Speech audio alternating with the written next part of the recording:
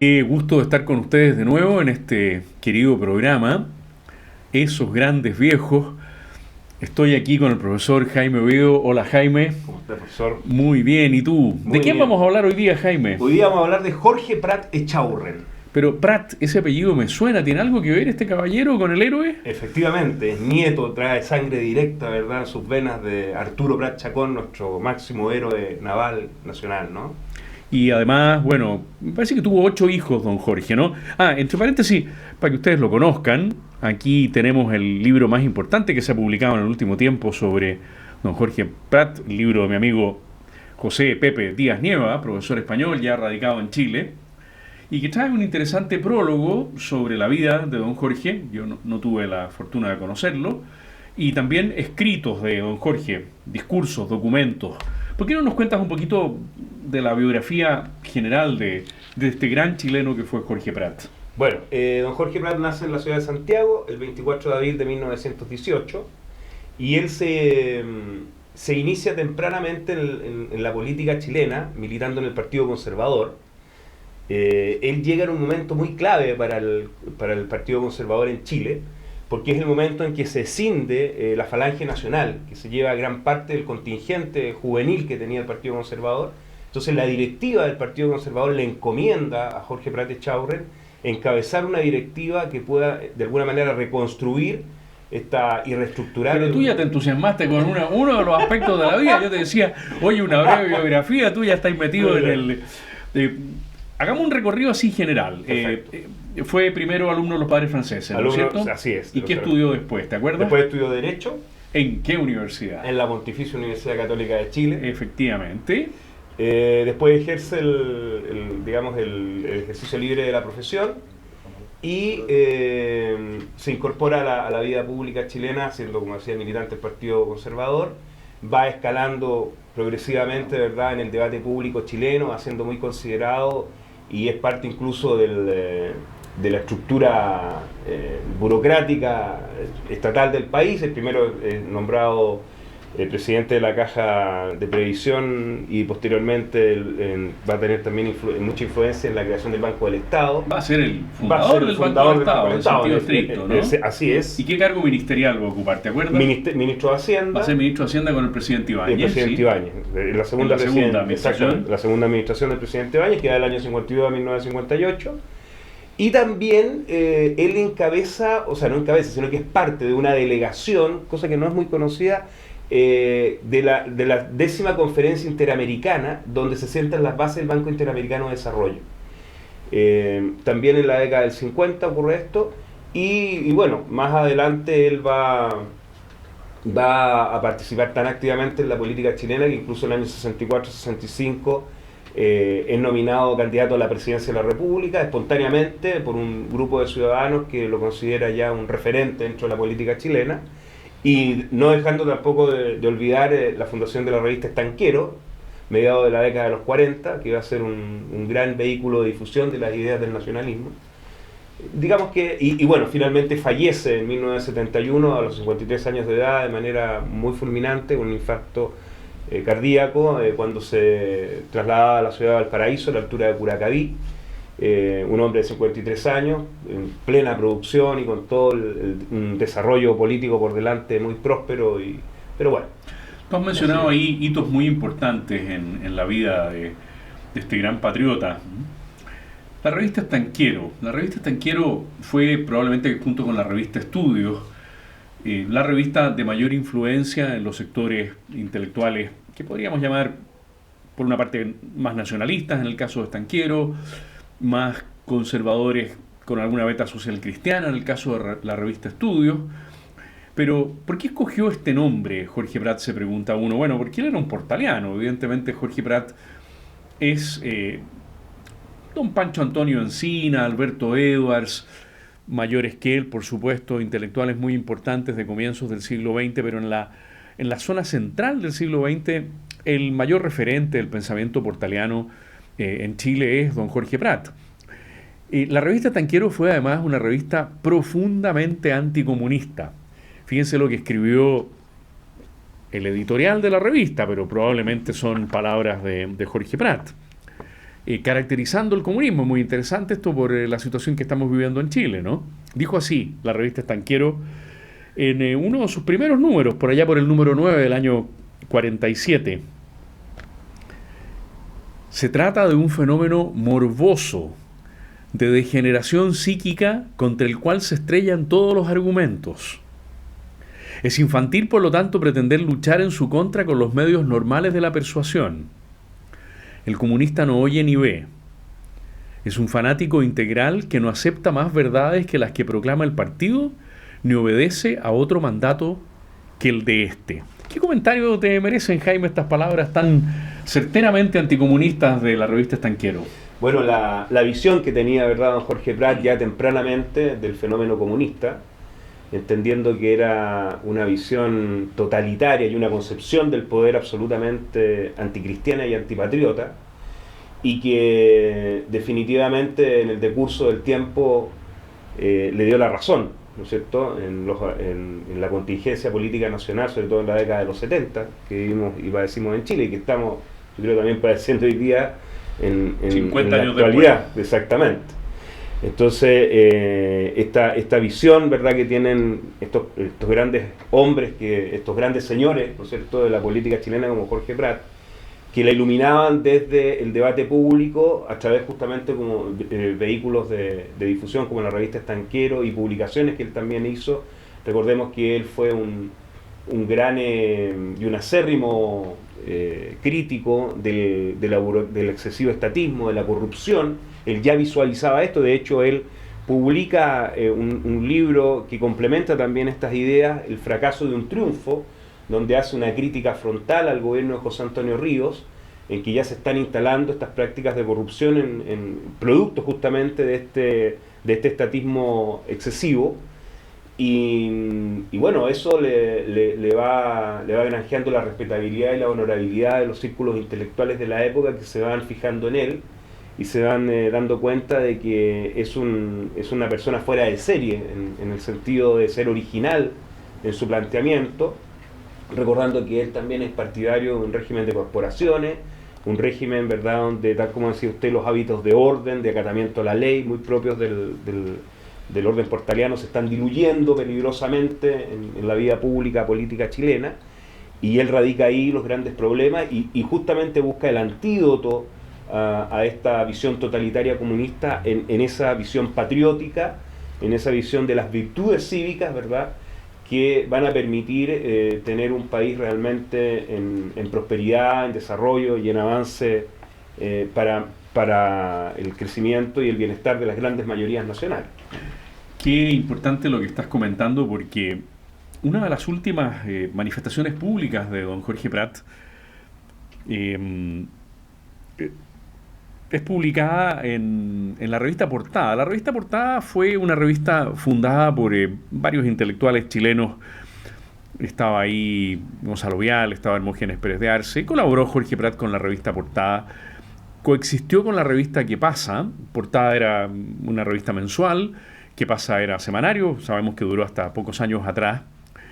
Y ahí le publicaron, en Portada número 26, a Jorge Prat una profecía que hizo él muy poco antes de morir. Como bien decía Jaime, murió de manera muy intempestiva, a los apenas 53 años de edad. Fíjense lo que escribió a los pocos meses de haber comenzado el gobierno de la Unidad Popular, aunque esta publicación fue hecha recién en diciembre del 71, pero él, el mismo mes que murió, él ya veía venir el problema. Decía así: monopolio de la información, monopolio de la expresión, monopolio del sindicalismo a través del reconocimiento legal y del financiamiento, monopolio de las universidades. Ese le parecía a Jorge Prat que era el conjunto de las 4 estrategias que estaba comenzando a desarrollar el gobierno de la Unidad Popular. Y seguía Jorge Prat: dirección excluyente y exclusiva de los trabajadores y de la juventud, amén de la del ciudadano en particular y de su familia a través del monopolio del empleo. He aquí la gran meta que se persigue muchas veces sin disimulo y que en muchos aspectos se está a punto de alcanzar, y eso que estábamos recién en el primer año de la Unidad Popular. Y a continuación dice: faltarían solo las Fuerzas Armadas y todos los centros de independencia estarían a disposición del gran centro de poder. 3 años antes, Jorge Prat, que ya veía venir la Unidad Popular el año 68, había escrito otro texto impresionante, que Pepe Díaz Nieva consigna aquí en su libro. La autoridad está por los suelos y es pisoteada. Cuando falla la autoridad suceden cosas muy graves, pues la función crea el órgano. Si los partidos no saben solucionar el problema de la autoridad, una de esas fuerzas llenará ese vacío. Y yo hago voto porque sean las Fuerzas Armadas. ¿A cuál otra fuerza se refería? Hay 2 fuerzas capaces de llenar el vacío. Una es el Partido Comunista, la otra es una fuerza con amor al orden y la tradición, las Fuerzas Armadas. O sea, el hombre veía la contraposición que se estaba planteando ya a partir de los últimos años del gobierno de Frei Montalva y que en el primer año de la Unidad Popular se hacía dramática. Pero él no fue un hombre de partido, aunque militó en varios. Claro, efectivamente. Jorge, Yo te interrumpí cuando estabas lanzándote ya con el Partido Conservador. Sí. Ahora puedes retomar el tema. Claro, él efectivamente, cuando él milita en el Partido Conservador, él llevaba muchas de estas ideas y quería expresarlas y manifestarlas, pero se encontró, ¿verdad?, con un partido que en alguna medida tenía los mismos vicios de los otros partidos políticos. De hecho, él hizo una crítica muy fuerte al interior del mismo partido, que como partido católico él consideraba absolutamente incompatible e ilógico estas alianzas con los partidos de los frentes populares. Recordemos que los frentes populares fueron una estrategia que estableció el Komintern soviético de la época, el Partido Comunista Soviético, para aliarse con los partidos, entre comillas, burgueses que ellos llamaban, y lograr la toma del poder. Obviamente era absolutamente incompatible con el ideario católico conservador que propugnaba el partido donde él militaba, y eso lo llevó a tener una gran desilusión. Y se fue del partido. Y se fue del partido, efectivamente. Después fundó un partido propio, ¿te acuerdas? Sí, el Partido de Acción Nacional. El PAN. El PAN, que finalmente terminó en el Partido Nacional, pero también ahí nuevamente, bueno, don Jorge tenía una visión, él, yo creo que muy peculiar y muy atendible, de los vicios de los partidos políticos que justamente la Constitución del 80 posteriormente, en la revisión que se hizo, ¿verdad?, del proceso histórico político institucional de Chile, logró corregir. Él se fue también del Partido y Nacional. Y también se fue del Partido Nacional, por lo menos. Quedaron ahí amigos suyos como Sergio Nofrejarpa, Mario Arnelo. Hermógenes Pérez de Arce. Hermógenes, claro, estuvo en el partido, aunque fue electo diputado por el partido. Correcto. Y había indudablemente en él un interés por formar parte de colectividades políticas, porque entendía que la política no puede ser nunca una actividad de individualismo, sino de conjunción de fuerzas que a partir de un ideario también se expresen en la práctica, pero como tú bien dices, se desolucionaba muy fácilmente de lo que, bueno, todos tenemos, ¿no?, que es la debilidad humana. De hecho, hay si usted me permite, profesor, hay un dato interesante a apuntar a este respecto.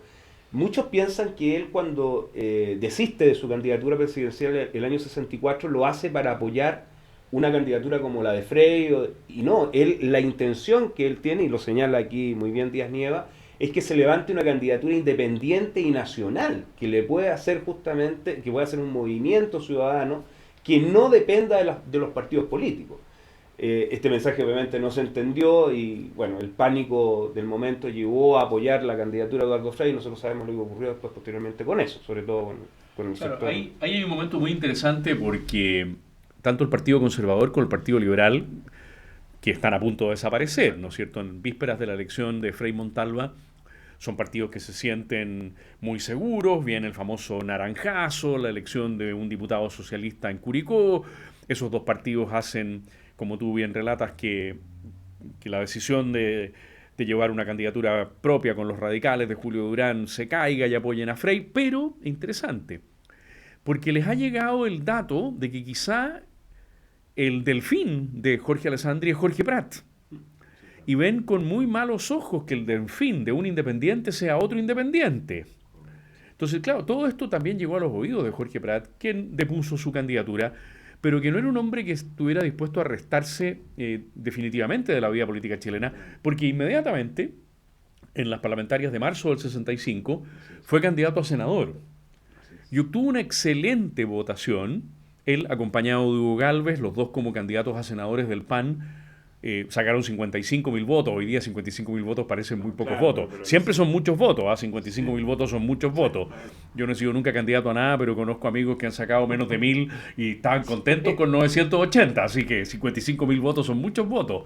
Candidato a senador por Santiago. Es una elección terrible la de marzo del 65 de la senaturía por Santiago, porque son electos 3 demócratas cristianos, y pudieron haber sido 4 si hubieran llevado 4 en la lista, un socialista y un comunista. O sea, los partidos liberal y conservador no eligen a nadie, y el Partido de Acción Nacional, en que iba como candidato Jorge Prat, tampoco logra elegir a nadie, pero él es el candidato más votado en la derecha chilena. Es interesante tener esto en cuenta. Y claro, entonces se integra al Partido Nacional, nacido el año 66, pero está muy poquito tiempo en el Partido Nacional y prefiere la vida de la independencia. Ahora, él había tenido, Jaime, una actuación pública muy relevante también, tú ya la mencionabas, en el plano que podríamos llamar de la administración económica, ¿no es cierto? Porque tú decías que había sido ministro. Fue ministro de Hacienda del presidente Ibáñez el año 54. Unos pocos meses nomás, ¿eh? Pocos meses. Creo que 8 meses duró como ministro de Hacienda. Bueno, digamos que en realidad la segunda administración del presidente Ibáñez se caracterizó por la inestabilidad ministerial. La rotativa de ministro, ¿verdad? Era casi un deporte. Pero bueno, estuvo ahí y lo interesante es que él formó parte de una comisión, entre los cuales estaba nada menos que Felipe Herrera, Sergio Molina, que después también fue ministro de Hacienda del presidente Freire. O sea, estamos hablando... Y curiosamente, el único abogado de formación, pero que tenía interés en los temas económicos, fue él. Esta comisión tuvo mucha importancia porque se le encomendó revisar toda la estructura financiera de Chile, en aras justamente de poder reactivar la economía nacional que venía con estas crisis que tenemos. Una inflación galopante que se está comenzando a repetir ahora. Desgraciadamente, y muy desatada. Según los expertos en la materia, dicen que después del gobierno de Allende fue el gobierno con mayor inflación que hemos tenido. Y esto llevó también a que se evacuara un informe que después lo tuvo como base la misión Klein-Sachs, que fue una misión que llegó a Chile, norteamericana, de alto rango técnico y con gran expertise en materia de manejo de este tipo de situaciones. Por lo tanto, él también desde el punto de vista técnico-económico, y esto yo lo rescato mucho, siendo abogado, tuvo una gran incidencia en la marcha del desarrollo económico del país. Estamos hablando al nivel de un Felipe Herrera, que fue después el primer presidente del Banco Interamericano de Desarrollo. Aunque obviamente los partidos de izquierda durante su Ministerio de Hacienda le hicieron la guerra más tremenda, y la CUT recién nacida lo mismo.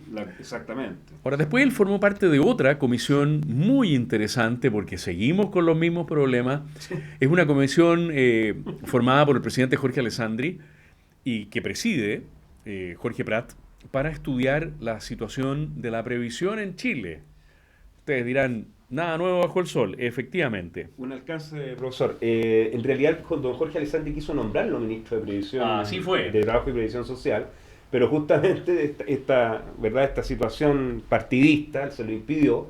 Pero no obstante ello, entendiendo además la identidad conceptual que tenían desde el punto de vista de lo que era la vivencia política, le encarga este informe, que va a ser histórico porque va a tener un aplauso de todos los sectores. Un aplauso, pero no cambió nada. Lamentablemente. Solo bajo el gobierno militar se pudo encontrar una fórmula, hoy día muy cuestionada, pero una fórmula magnífica, de capitalización personal.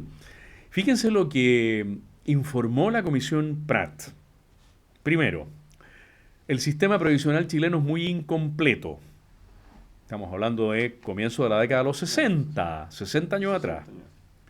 Porque deja al margen a 560.000 personas activas independientes y a 140.000 activas dependientes. O sea, el sistema dejaba al margen a 700.000 personas. Era incompleto. Pero además la comisión dijo es un sistema muy desigual, porque hay más de 100 regímenes previsionales distintos. Había gente que tenía 2 y hasta 3 jubilaciones. Y concluyó el informe Prat, el sistema previsional chileno está condenado al abismo. Es injusto, oligárquico, discriminatorio, ineficaz y oneroso. Bueno, ese es el sistema que algunos quieren que vuelva a Chile, el sistema de reparto, el sistema en que se supone que no va a haber grupos más fuertes que presionen por mejores condiciones para sí mismos. Miren qué cosa más graciosa. Y que Jorge Prat, con toda la agudeza de su conocimiento hacendístico, de su conocimiento de las finanzas del Estado, fue capaz de denunciar. Así que también le debemos a él la posibilidad de recurrir siempre a ese informe. Me acuerdo que Gonzalo Vial, que tuvo una cercanía importante en materias doctrinarias y también en materias personales con don Jorge Prat, cuando explicaba esta materia en clase, y yo como discípulo de él aprendí de él a explicarla de este modo, se reía a gritos de cómo se podía tratar de promover un sistema de esa naturaleza cuando era completamente injusto. Bueno, hoy día estamos en las mismas, pues, ¿eh? Parece que el conocimiento de don Jorge Prat no ha sido muy fecundo para algunas personas. De hecho, él tenía una frase, aprovechando lo que usted dice, profesor, que fue como muy señera, y él decía: lo que se da a uno debe darse a todos, justamente en esta regla de la igualdad, y que no hubieran privilegios, ¿verdad?, de ciertos sectores en usufructo de su jubilación. Además, con una marginación en el sistema, tal como usted señalaba, y con la cifra era absolutamente impresentable. O sea, recuerdo, Jaime, que recordemos que los diputados jubilaban con 15 años de trabajo, y como una persona podía ser electa diputado a los 21 años, a los 36 años podía jubilar, por un trabajo intensísimo. Y después un amigo me comentó, un amigo burrero que tengo yo, me comentó que también los cajeros del Club Hípico, eran unos 100 regímenes, podían jubilar con apenas 15 años de trabajo, así que debe ser un trabajo también, y probablemente es porque había varios parlamentarios que eran amigos de los cajeros del Club Hípico nomás, no del Hipódromo Chile, y entonces tenían este privilegio de poder jubilar. Ahora, otra faceta muy interesante de Jorge Prat, volvamos a estos puntos más de fondo, es su amor a la patria, su profundo amor a la patria. Sí.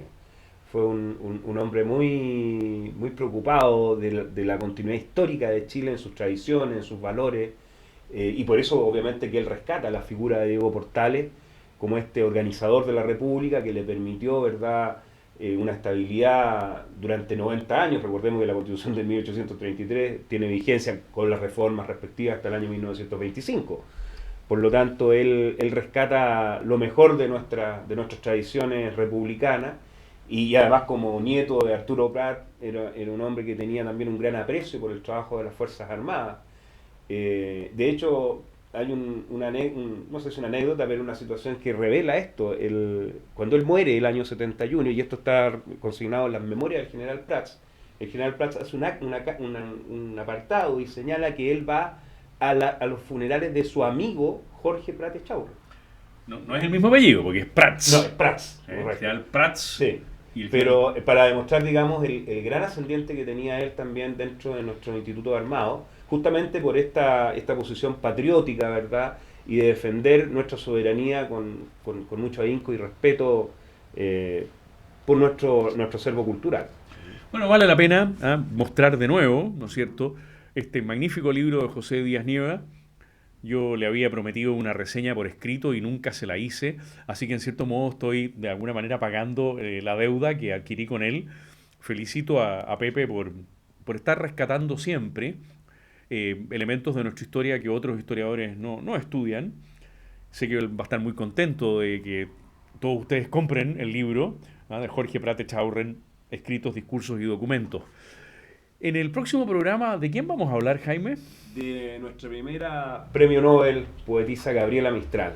Vamos a hablar de esa gran señora, porque ustedes saben que cuando el programa se refiere a hombres, nosotros que somos unos caballeros podemos decir esos grandes viejos, pero cuando se refiere a una mujer, el programa se llama Esas grandes señoras. Así que los vemos dentro de un poco, tiempito más, estén atentos. Muchas gracias, Jaime, por haber participado una vez más en este programa. Gracias a usted, profesor, y a quienes también nos siguen a través de las redes sociales, las distintas instancias de difusión de nuestra cultura y de nuestra historia. Y nos vemos en un tiempito más. Un saludo muy cordial. Muchas gracias.